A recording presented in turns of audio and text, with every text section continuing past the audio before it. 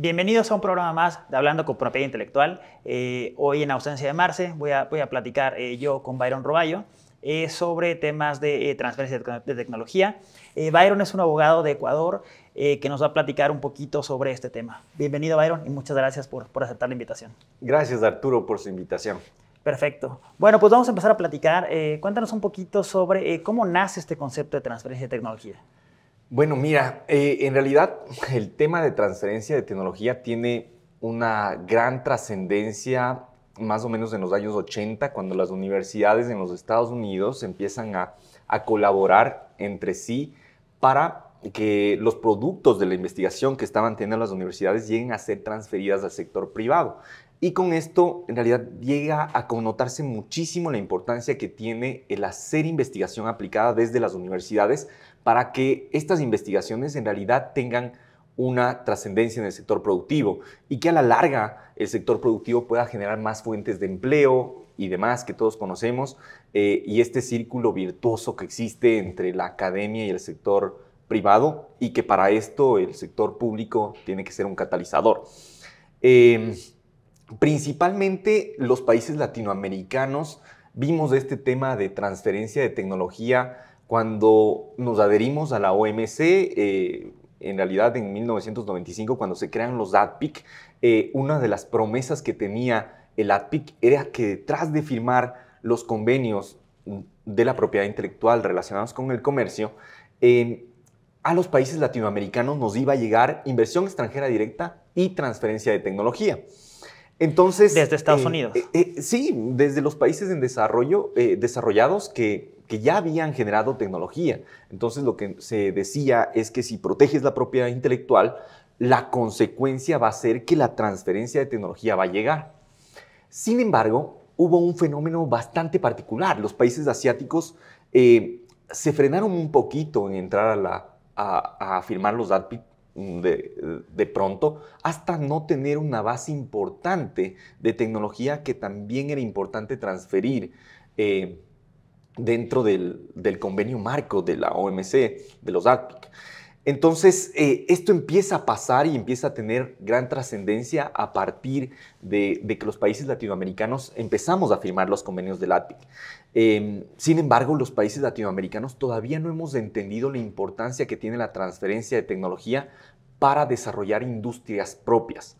Como tú puedes ver, en realidad los países latinoamericanos lo que más hacemos es recibir tecnología extranjera y tratar de protegerla en nuestros países. En el caso de México, por ejemplo, del todo el mundo realizó en el año anterior más o menos 3.500.000 patentes, pero de esas 3.500.000 patentes solo se radicaron 18.000 en México. ¿Sí?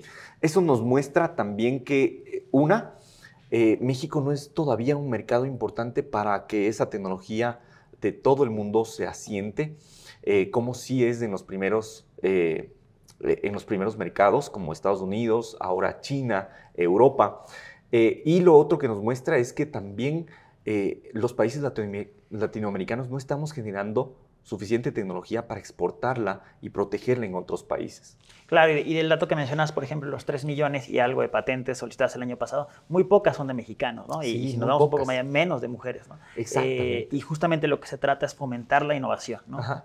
Y este tema de la innovación está muy relacionado con el tema de propiedad intelectual que hemos venido discutiendo y que en su programa Marce y tú lo han tratado bastante bien. Y es justamente utilizar la propiedad intelectual como una herramienta para innovar. Los países latinoamericanos no hemos podido entrar en esta dinámica realmente como catalizador o incentivo para que nuestra gente empiece realmente a innovar, que eso es lo que en realidad se busca con la propiedad intelectual. En realidad ese es el verdadero concepto y catalizador. Y todo esto tiene que venir a cabo por un proceso estratégico de creación, ¿no es cierto? Todo país siempre ha pasado por un proceso de imitar, igualar y superar. Y no podemos saltarnos de esos procesos. Todos los países han tenido que pasar por eso. Miren el ejemplo de Japón, Corea, ahora China. Empezó imitando tecnología, empezó igualándola y ahora la superó. Es de los principales presentadores de patentes, ¿no? Exacto. Hoy por hoy, China es el principal solicitante de patentes del mundo. Entonces, eso nos muestra que la estrategia concatenada tiene que ser constante y los países no podemos obviar estas estrategias si es que queremos empezar a innovar realmente y que nuestros productos tengan valor agregado representado en propiedad intelectual. Claro, yo recuerdo, por ejemplo, en otro programa comentábamos sobre Huawei, que es una empresa china que es de las principales solicitadoras de patentes en el mundo, ¿no? Creo que fue en 2022, 2021, donde fue la empresa que más solicitó patentes, una empresa china, ¿no? Y como dices, como resultado de todo este tema de transferencia de tecnología, ¿no? Exactamente. Y, por ejemplo, en este caso, ¿qué efectos ha tenido la transferencia de tecnología en los países que la han adoptado? Mira, hay un profesor muy conocido en los Estados Unidos que era el profesor Joseph Schumpeter. Y él, cuando hablaba sobre la economía de la innovación, porque él es el mentalizador de la economía de la innovación en la Universidad de Harvard, él hablaba que hay que diferenciar el término de invención versus el término de innovación. Pues una invención, como todos nosotros sabemos en el campo de la propiedad intelectual, debe tener novedad, nivel inventivo y aplicación industrial, ¿no es cierto? Los requisitos esenciales de patentamiento. Son los requisitos esenciales de patentamiento, ¿no es cierto? Pero no siempre una patente de invención o una invención va a convertirse en una innovación. Porque el hecho de que sea novedoso no quiere decir que vaya a romper la barrera del mercado, ¿no es cierto? A ingresar tan fuerte en el mercado que va a cambiar tendencias y va a cambiar paradigmas de lo que ya existe en el mercado. Pero lo que decía Joseph Schumpeter detrás de esto es que si bien un producto novedoso no es innovador, tiene más probabilidades de convertirse en una innovación por esa cualidad novedosa que ya tiene per se. Entonces él decía prácticamente, hay que tenerle mucho ojo a las patentes o a las invenciones, porque esto puede ser parte de esta destrucción creativa que nosotros queremos al momento de cambiar hábitos de la gente, dándole algo nuevo o solucionando problemas que nadie más ha solucionado hasta ese entonces. Ok. Y hace rato también mencionabas el tema de las universidades, ¿no? ¿Qué papel han jugado las universidades en este tema de transferencia de tecnología? Y en realidad es importantísimo el tema de las universidades. Y un ejemplo de esto, en realidad, se da en los años 80 con el Bayh-Dole Act en los Estados Unidos. Resulta ser que en los Estados Unidos hacen un análisis en los años 80, más o menos, antes de los años 80, y ven que solamente el 5% de las investigaciones que habían sido dadas en las universidades se habían transferido al sector privado, a la industria. Entonces, dicen algo no estamos haciendo bien. ¿Qué es lo que está pasando? Que todas aquellas investigaciones que eran financiadas con fondos públicos en las universidades regresaban a su financista, al sector público, y era el sector público el que tenía que negociar con el sector privado. Y como lo que pasa también en nuestros países, al sector público no le gusta entrar en esta dinámica de negociación con el sector público, ¿no es cierto? Al sector privado no le gusta entrar en esta dinámica porque siempre hay temas de clientelismo, ¿no? Entonces, ¿qué es lo que dicen dos senadores de apellido Bayh y Dole? Dices, vamos a hacer todo lo contrario. Aquellas universidades que reciban fondos de financiamiento del sector público tendrán la propiedad intelectual producto de esas investigaciones. Y sabrán manejar esa propiedad intelectual como quieran. Eso les dice. Y ellos las pueden explotar. Y las pueden explotar. Entonces, ahí en los años 80 había muchas críticas del Bayh-Dole Act porque decían, pero los investigadores no saben cómo manejar propiedad intelectual. Las universidades no saben cómo manejar la propiedad intelectual. ¿Qué es lo que van a hacer? Esto va a ser un fracaso. Años después, se puede ver el resultado que ha tenido el Bayh-Dole Act en los Estados Unidos. ¿Cuánto empleo ha generado producto de las startups que han nacido de las universidades como Stanford, Berkeley, MIT, Harvard? Porque ahora las empresas prefieren alojar el riesgo de la investigación en la academia porque en realidad el sector privado, la empresa, no está para investigar. Está para comercializar los productos que salgan de la universidad, pero no está para arriesgar sus recursos en esas investigaciones que tienen alto riesgo, que tal vez una empresa, si es que no llega a obtener un resultado positivo después de 2 investigaciones, puede llegar a quebrar.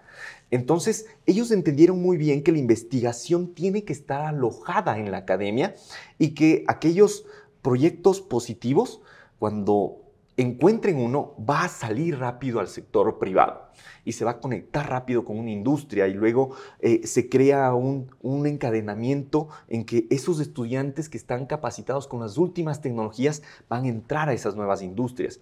En el año 2000 se hace un análisis del Bayh-Dole Act y se dice que las universidades solo han recuperado el 15% de los recursos públicos en investigación, tratando de decir que el Bayh-Dole Act no funcionaba. Tuvimos un profesor en Franklin Pierce, Stanley Kowalski, que junto con Ashley Stevens estuvieron detrás de analizar el Bayh-Dole Act y decían, en realidad esto fue bueno, porque a pesar de que no hayan recuperado los fondos públicos para investigación, lo que hicimos fue reducir el riesgo de aquellas empresas que podían haber llegado a quebrar si es que estaban investigando sobre eso. Y después el gobierno federal les dice, oigan, universidades, ustedes no se preocupen en que recuperen todo lo que yo les estoy dando para investigar. Si es que ustedes investigan algo y la verdad se dan cuenta que no es por ahí, qué bien, porque redujeron el hecho de que cualquier empresa puede llegar a quebrar. Y no se preocupen si ustedes recuperan o no el dinero, porque al final, ¿de dónde creen ustedes que yo recupero ese dinero? De impuestos de aquellas empresas que sí salgan al mercado. Y de ahí yo vuelvo a darles a ustedes para que sigan investigando más y que sigan creando nuevos productos que puedan potencialmente tener una aplicación real en el mercado. Entonces, si entiendo bien el proceso, digamos que los temas de investigación recaen en las universidades ya sin fondos públicos y cuando llegan, después de ensayo y error, llegan a un producto o a un proceso que podría ser comercializable, pasa a la industria privada. Sí, y los fondos vienen de la industria privada. Sí, en realidad la industria privada llega a acuerdos, por ejemplo, de licenciamiento o de compra de esa tecnología a las universidades, ¿no? Entonces, ahí viene el tema muy importante, por ejemplo, de valoración de estos intangibles, cómo valorar esa tecnología o esa patente que sale de una universidad para que el sector privado esté dispuesto a pagar un valor por esa tecnología. ¿Y cómo se podría evaluar, digamos, si no ha sido probada aún? Ese es el tema, ¿no? Hay tres determinaciones importantes para determinar la valoración de una patente, ¿no es cierto? El tema del costo, cuánto me ha costado a mí generar esa tecnología, cuánto he tenido que invertir por esa tecnología. También un tema de mercado, cuánto valen tecnologías similares en el mercado. Y un tema también importante que son los ingresos futuros que esa tecnología me puede llegar a dar mientras esté vigente.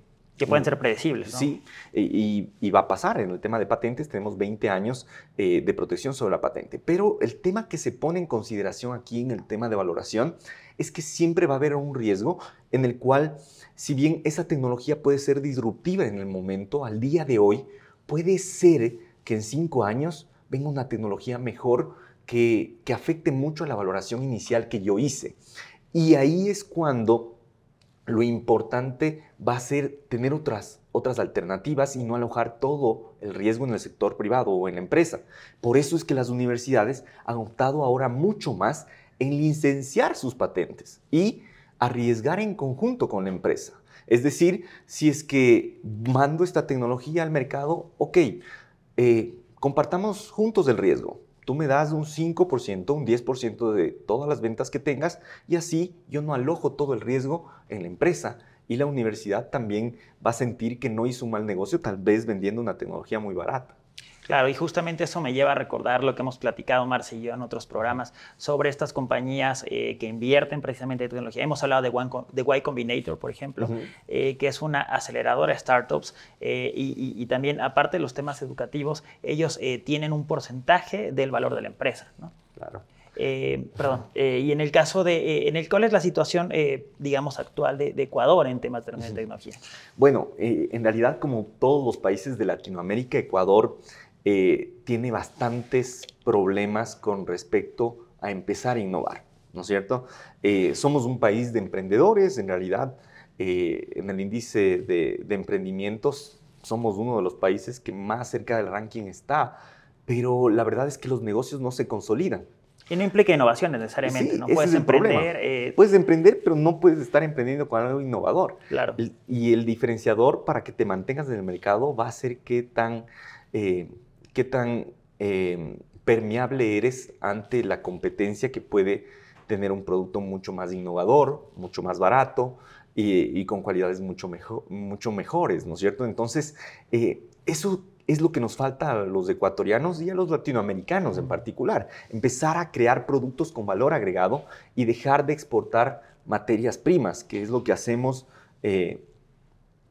muchos de los países de Latinoamérica. Entonces, esa es la mística que ahora tenemos que ponernos como objetivos como latinoamericanos, en que ahora tenemos una urgencia de empezar a vender productos con valor agregado, con un alto componente de innovación. Y la propiedad intelectual es importantísima para esto.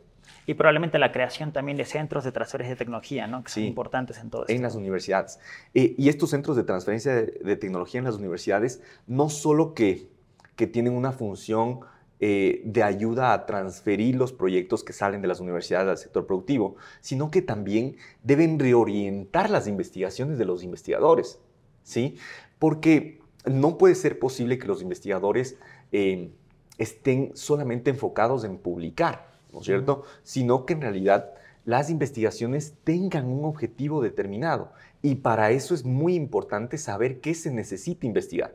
Hablar con la empresa y decirle qué es lo que necesitas que investigue. ¿Qué problemas tienes en tu industria? ¿Por qué no eres tan competitivo como una industria del exterior? Y entrar a ver qué dolencias tiene la industria para empezar a reactivar esta vinculación que es tan importante entre la industria y la academia. Y hace rato también mencionabas el papel de la Organización Mundial del Comercio, la OMC, en el origen de este concepto de transferencia de tecnología, ¿no? Pero ¿qué tal la OMPI? ¿Qué papel juega la Organización Mundial de la Propiedad Intelectual en temas de transferencia de tecnología? Sí, muchísimo, ¿no? Yo creo que la OMPI es un actor trascendental en esto, sobre todo para el estudio de la propiedad intelectual y el entendimiento real de la propiedad intelectual en nuestros países. Antes de haber adoptado el convenio ADPIC de la OMC, prácticamente los países latinoamericanos no entendíamos cómo funcionaba la propiedad intelectual. Lo adoptamos, es una norma adoptada, pero no es que nosotros utilizamos la propiedad intelectual como un incentivo para que nuestra gente investigue e innove. Entonces, el papel fundamental de la propiedad intelectual es hacer entender a la gente en nuestros países cuál es el papel de la propiedad intelectual y cómo esta herramienta es tan valiosa que puede ser utilizada para generar encadenamientos productivos suficientemente necesarios y ayudar a levantar a un país, porque ahora, en realidad, en los índices de innovación, como tú puedes ver, Suiza va siendo el primer país más innovador del mundo por algunos años. Es un país mucho más pequeño que México, mucho más pequeño incluso que Ecuador, con menos habitantes, pero es el país más innovador del mundo, porque en sus institutos públicos de investigación, en sus universidades, han entendido el valor de la propiedad intelectual y lo importante que son las investigaciones para generar innovaciones que salgan de esas universidades para el sector privado. Entonces, el papel de la OMPI es fundamental para hacernos entender cómo podemos utilizar la propiedad intelectual como un catalizador importante de estas innovaciones. Sí, e incluso hace rato hablabas de financiamiento, ¿no? No sé si la OMPI tiene algún programa de financiamiento en este sentido, o en tu concepto, ¿qué tendríamos que cambiar también? No sé, tal vez en temas legislativos, en temas de políticas internas. ¿Qué tendría que cambiar para detonar los temas de transferencia de tecnología? Sí, y gracias por esa pregunta, creo que es muy importante. Lo que hemos visto detrás de esto, porque ya tengo algunos años trabajando en temas de transferencia de tecnología, es que es importante la institucionalidad, ¿no es cierto? Si es que nosotros tenemos una institución fuerte de propiedad intelectual donde genere los incentivos adecuados, todo esto puede florecer. ¿A qué me refiero con esto? Si bien la OMPI no tiene en realidad fondos de capital semilla o capital de riesgo para estas innovaciones, hay muchos inversionistas ángeles hoy por hoy en el mundo que están buscando todo el tiempo innovaciones. Y estas innovaciones las van a testear con propiedad intelectual, ¿no es cierto? Porque cuando ellos invierten en algún producto o en algún proyecto, ellos van a saber si es que pueden llegar a tener un monopolio temporal por esa inversión que van a meter en el mercado, ¿no es cierto? Y por eso vemos que las empresas más importantes del mundo también son las que más patentan. Entonces, de aquí viene la importancia que tiene el hecho de que todas estas investigaciones puedan llegar a sentarse en nuestras instituciones. Porque, ¿qué pasa cuando nuestras instituciones, como por ejemplo nuestras oficinas de propiedad intelectual, se demoran demasiado en conceder una patente? Se hace mucho más fácil a cualquier inventor irse a países como Japón, que conceden patentes en 9 meses, o irse tal vez a Europa, que conceden patentes en 1 año y medio, o a Estados Unidos en 2 años, porque una vez que tengan ese título de registro de una patente, pueden ponerse a consideración de un inversionista y le digan, oye, tengo una patente de invención, necesito financiamiento. Si es que en nuestros países no entendemos cómo funciona eso, en realidad no estamos en toda esta ola de la economía, de la innovación que tanto se habla. Por eso es que vamos a tener, a pesar de que tengamos buenas ideas, porque no es que seamos menos inteligentes que japoneses, alemanes, suizos y demás, vamos a tener mucha fuga de cerebros a los primeros mercados para que puedan obtenerse financiamientos en esos mercados y nosotros vamos a perder de nuevo esas oportunidades importantísimas que tenemos para que esas innovaciones en realidad se hagan en nuestros países, que ese sería el éxito. Por eso la institución de propiedad intelectual es súper importante para que conceda lo que tiene que conceder, pero que lo conceda pronto también para poder obtener financiamiento y capital de riesgo, como cualquier título de propiedad, ¿no?, que te permite alojar un colateral. Sí, me quedo mucho con eso que mencionaba sobre las instituciones, ¿no? En el caso, bueno, el SENADI en Ecuador, el INPI en México. Bueno, el INPI tiene bastantes convenios de colaboración con instituciones japonesas de Estados Unidos, de este programa de análisis acelerado de patentes, porque si una institución equivalente al INPI, con reputación como la japonesa o como la USPTO, ya han hecho el examen y han considerado que esta invención es novedosa, entonces acortan el tiempo de estudio de una patente en México, ¿no? Sí. Y bueno, también en México ahora tenemos los certificados complementarios incorporados a la ley que te permiten de alguna forma extender la vigencia de la patente por 2 días de retraso imputables al instituto, ¿no? Pero bueno, en el caso de México a veces una patente llega a tramitarse en 7 años con una vigencia de 20 años, entonces reduces la vigencia o el tiempo de explotación de la patente, ¿no? Sí, con eso también reduces la posibilidad de que esa persona pueda obtener financiamiento y capital de riesgo más rápido. Exactamente. Ese es un problema. Y esa persona va a querer más bien irse a los mercados como Japón, tal vez China, tal vez Europa, donde la patente se conceda más rápido y que ellos puedan poner esa patente como un colateral y obtener financiamiento para sacar su emprendimiento al mercado. Entonces, eso deberíamos de entender como países, que si es que no damos esa institucionalidad pronta al emprendedor, estamos empujándola a que vayan a otros países. Y en realidad aquí no tenemos que reinventar la rueda. En realidad, si es que hay oficinas hermanas que ya han hecho este trabajo de verificación del estado de la técnica y que el examen está bien hecho, tenemos que revisarlo de esta forma, porque en realidad el objetivo detrás de esto es que nuestros países puedan cada vez mejorar nuestro aparato productivo, y ese es el objetivo final de todos. Sí, no, y me quedo mucho con los temas de el papel de las universidades, también en temas de investigación para la transferencia de tecnología, ¿no? Y para fomentar la innovación en nuestros países, ¿no? Sí, la verdad es que lo más importante que yo he podido ver es que el acceso a la información genera innovación. Y esta frase es tan importante y tan fuerte, porque no es que seamos menos inteligentes, lo que necesitamos es entregar esa información a las personas que están tratando de buscar cambios, que están tratando de innovar para que no reinventen la rueda y que puedan adicionar algo de su intelecto a lo que ya existe, y ahí vamos a empezar a innovar, que es lo que todos queremos en nuestros países. Claro, bueno, y en el caso de los países latinoamericanos, pues entonces nos convertiríamos en un país inventor, ¿no? En países inventores. Exacto. Y no solamente receptores de transferencia de tecnología, ¿no? Pero haciéndolo por etapas, ¿no? Exactamente. Muchísimas gracias, Byron, por tu tiempo. La verdad es que encantado de poder platicar sobre temas de transferencia de tecnología, la experiencia en otros países, y bueno, esperamos seguir abundando sobre estos temas en futuros programas. Muchas gracias y nos vemos en el siguiente programa. Gracias.